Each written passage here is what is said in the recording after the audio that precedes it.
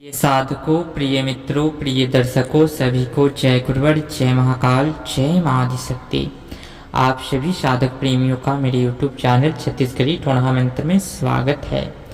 आज सभी साधकों के समकक्ष आज बहुत ही महत्वपूर्ण जानकारी प्रस्तुत करने जा रहा हूं, सभी आम जनमानस एवं सभी तंत्र साधकों के लिए बेहद ही महत्वपूर्ण बहुमूल्य ज्ञान है। बहुत ही ध्यान से इस ज्ञान को आत्मसात करके और अपने आत्म बल को उत्थान करें और तंत्र की एक नई शाखा को जाने समझे और फिर तंत्र जगत में एक उच्च कोटि के सिद्ध साधक बने।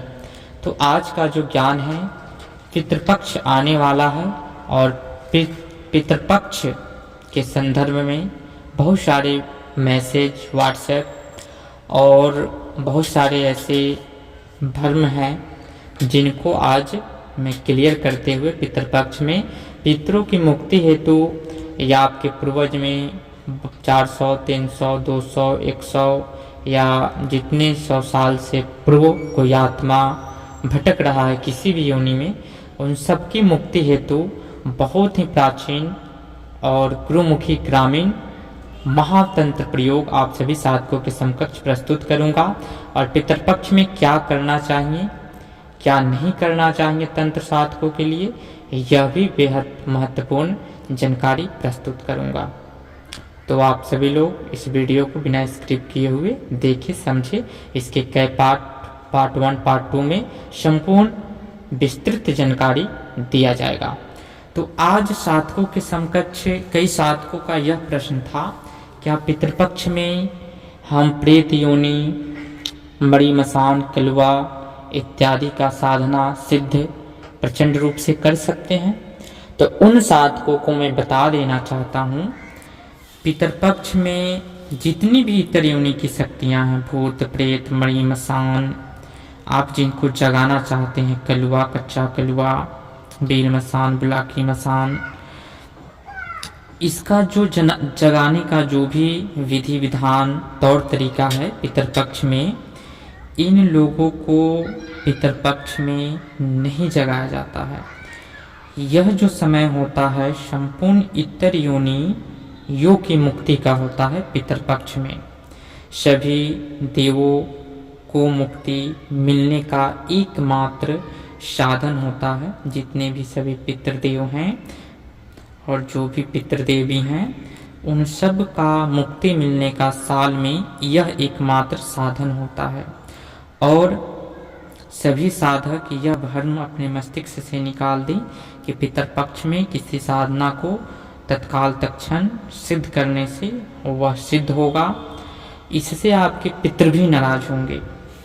सत्य रास्ते की ओर चलें। कभी भी पितृपक्ष में किसी प्रकार की साधना सिद्धि, पितरों से रिलेटेड, भूत प्रेत से रिलेटेड उसको कैद में करना, वश में करने का, साधने का ना सोचें।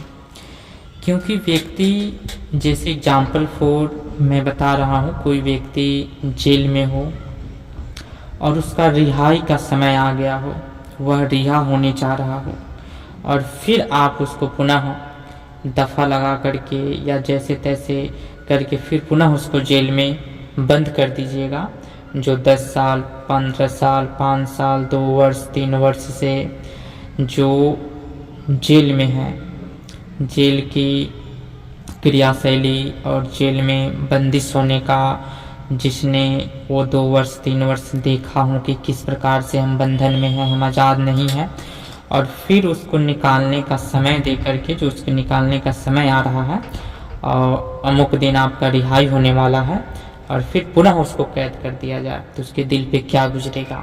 तो यही चीज़ पितरों के लिए भी होता है। तो पितृपक्ष में आपके पितृ हों या आप अन्य किसी भी भूत प्रेत की साधना सिद्धि पितृपक्ष में करना चाहते हो, तो वह सबको रिहा होने का समय होता है। सबके पितर अपने अपने पितरों की तृप्ति हेतु अपने अपने तौर तरीका से अपने अपने ग्रामीण नियम के अनुसार नियम करते हैं।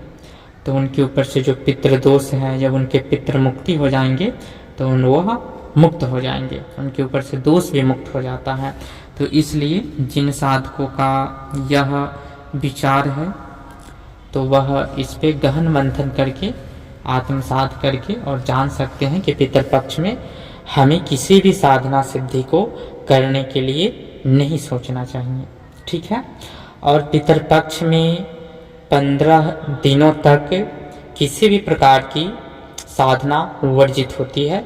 पितरपक्ष में सिर्फ और सिर्फ पितरों के लिए, अपने पितरों को प्रबल करने के लिए, क्योंकि तंत्र के 5 आधार स्तंभ है।